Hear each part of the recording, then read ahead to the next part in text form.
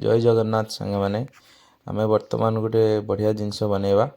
से हूँ तंदूरी पनीर। तो केमी कौन बनैबा प्रथम देखो आम बनैबा प्रथम आम नहीं जावा ताकू हैंकर्ड माने आपण माने जानी थे दहीटा को ताकू गोटे मसलिन क्लथ आनिबे गोटे जोड़ा गामछा कहती से छाणिकी नहीं आसबे तापर सेटा एमती हो ता देहरे गोलमरीच किसी पकईदे गोलमरीच गुंड है गोलमरीच गुंड देवे गोलमरीच गुंड नहीं कि भल भाव फेंटे है तार तंदूरी पनीर जो कर तार मैरिनेशनटा जो रेडी कराऊँच तार मुख्य है आमर हैंकर्ड दही प्रथम आम गोलमरीच गुंड किसी देले स्टेप वाइज आप देखुए तापर आम पान मधुरी गुंड किसी रोस्ट कर नहीं पान मधुरी गुंड किसी पकईली बर्तमान आम गोटे बाय गोटे स्टेप बाय स्टेप पकेबा आप देखुए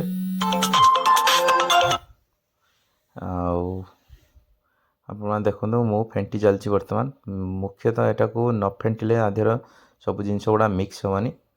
बर्तमान देदेबा काश्मीरी चिली पाउडर आपने 2 चामच कि गोटे चामच मु बनाऊँगी बर्तमान 1 किलो पनीर आ कैप्सिकम हाफ केजी आते देखो तंदूरी मसाला यहाँ तंदूरी चिकेन मसाला आप तंदूरी भेज मसला भी मिलूँ आपने जोटा भी चाहिए पकई पारे है तार फ्लेवरटा टी बढ़ीज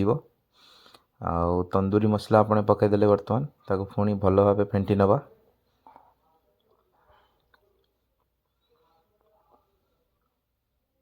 नेक्स्ट स्टेप आम ऐड करवा ताको भल भाव आप फेंटी चलते है ना न फेंटिले जिनस गुड़ाक मिसबनी तादेह से आप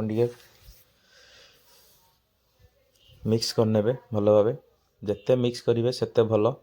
बर्तमान आम टे देखु नेक्स्ट मसला आमर हलदी आप देखुए हलदी मैं बर्तमान पकईदेली 1 चामच तापर आमर पकेबा जीरा गुंड 1 चामच धनिया गुंड 1 चामच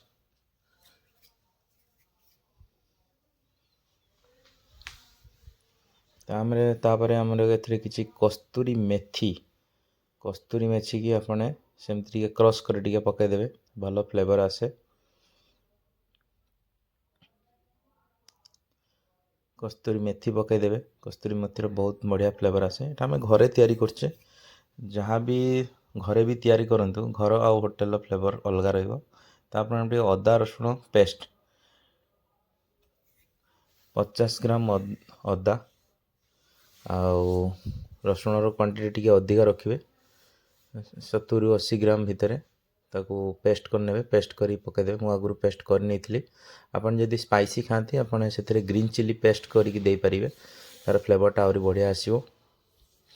तापर लुण स्वाद अनुसार 2 प्रकार लुण मु पकेबी कारण मु बीट लुण पकेबी प्लस साधा लुण भी पकेबी बीट लुण बेसी पकेबे नहीं तो आपण मैंने बीट लुण भी पकेबे साधा लुण भी पकेबे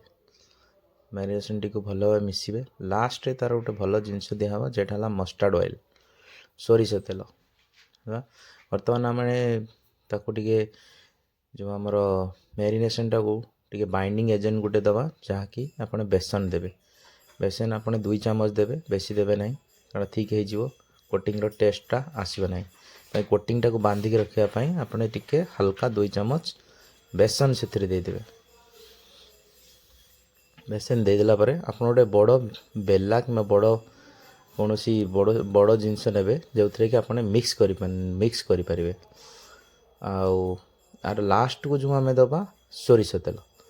आपने सोरिष तेलटा को जिते देवे भल भाव 5-6 मिनिट पूरा मिक्स करा पड़ो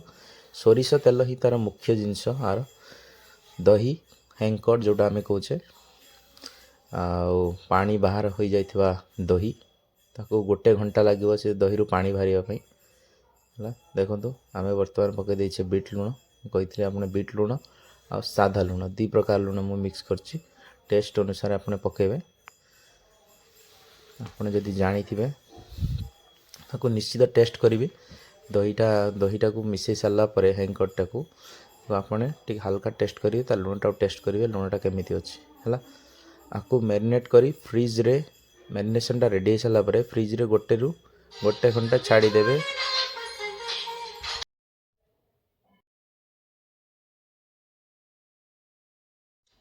सोरिष तेल बर्तमान आम पकेवा आउ सोरिष तेल पकईकि भल भाव मिसई नवा बर्तमान तो भल भाव मिसई नवा तापर आम सब परिवा को काटिबा जेमती छतु आपण छतु डेम्फ गुड़ा को काढ़ी नेबे कैप्सिकम को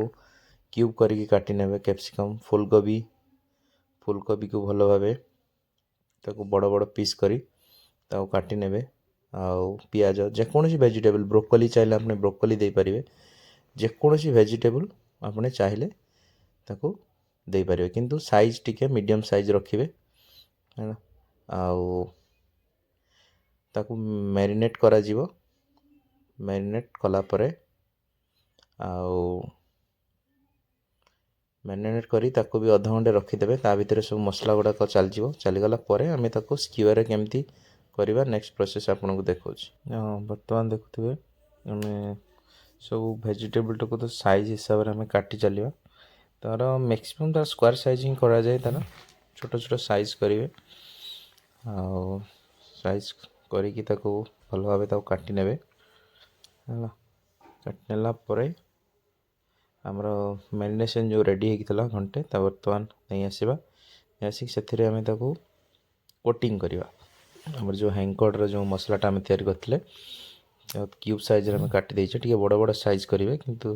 घरे करूँ कारण आम स्क्यूअर करवा नहले आपने आपन जो तावा थाए से तावारे आपने करेंगे मुख्यतः आर मैरिनेशनटा आउ जदि आपणकर जदि किसी ना आपने कोयला पर गोटे छोट ग्रिलर जोटा कि आप रुटी सेका जो थाए से भी करेंगे आप जहाँ एवेलेबल थी घरे गैस रे भी करेंगे कोयला रे भल फ्लेवर आसे नॉर्मली तंदूरी फ्लेवरटा ही कोयलार आसे यदि आपने जो मैरिनेशनटा रखिथे फ्रिज रे घंटाए तापर तो भल भाव फेंटी ने फेंटी नहीं सारापर आपने कोटिंग करदे सबू जेकोसी आपंकर वेजिटेबल हो पनीर हो सबको आपने भल भाव मैरिनेट करने मु अलग अलग कर रखी मुझे बर्तमान ताको अलग अलग सब कोटिंग करुँची आपने चाहिए गोटे जेकोसी गोटे बड़ जगार सब मैरिनेशन को एका सांगे पकईकि मुझे देखो फूलकोबीटा बर्तमान मैरिनेट करुँची केमती हल्का टी आप चाहिए देखिए जदि आम मैरिनेशनटा जब हल्का ठीक अच्छी टिके हल्का जस्ट पानी देकी टिके लाइट करें मत मोर मैरिनेशन ठीक थिला परफेक्ट थिला ताको मैरिनेट करदेली आपड़ एमती मैरिनेट करी सब जिनस भी हाफ एन आवर छाड़ी पारे आउ सब जिन मैरिनेला देखो मु बर्तमान आप देखो केमी सेटअप कर ग्रिलर रे केमती आमर ओभेन केमती करवा देखूँ तार सेटअप देखो गोटे पनीर तापर गोटे कैप्सिकम तापर गोटे पियाज तापर एमती आप सिक्वेन्स वाइज गोटे पर गोटे दे चलिए गोटे पनीर मझीरे वेजिटेबल देवे मशरूम देवे तापर पुणी आ गोटे मशरूम देवे एमती करके देखूँ स्क्यूअरटा को भल भाव सजे देती देखूँ तापर बर्तमान आपने 250 डिग्री सेंटीग्रेड रे आम ओभन रे दबा आउ जेहेतु आपन जदि बड़ फैमिली आपन एमती आपन को तीनटा प्रोसेस देखो देखूँ आपने एमती तावारे भी करें बर्तमान आम ओभेन ले रखी यह देखो यह हूँ फाइनल प्रोडक्ट बहुत गरम अच्छी ओभेन लगिला 20 मिनट गोटे हवापाई देखो हूँ फाइनल डिश आप हल्का बटर मारदेवे तापर आपने मिंट चटनी सहित आपको भल भाव एंजॉय करेंगे मु मिंट चटनीटा बन देती आउ गोटे वीडियो देखिए मो मिंट चटनीटा केमती रेडी हो मिंट चटनी यहाँ हूँ यार फाइनल प्रोडक्ट देखूँ आपको जदि चारकोल फ्लेवर देवार अच्छी आप दे पारिबे।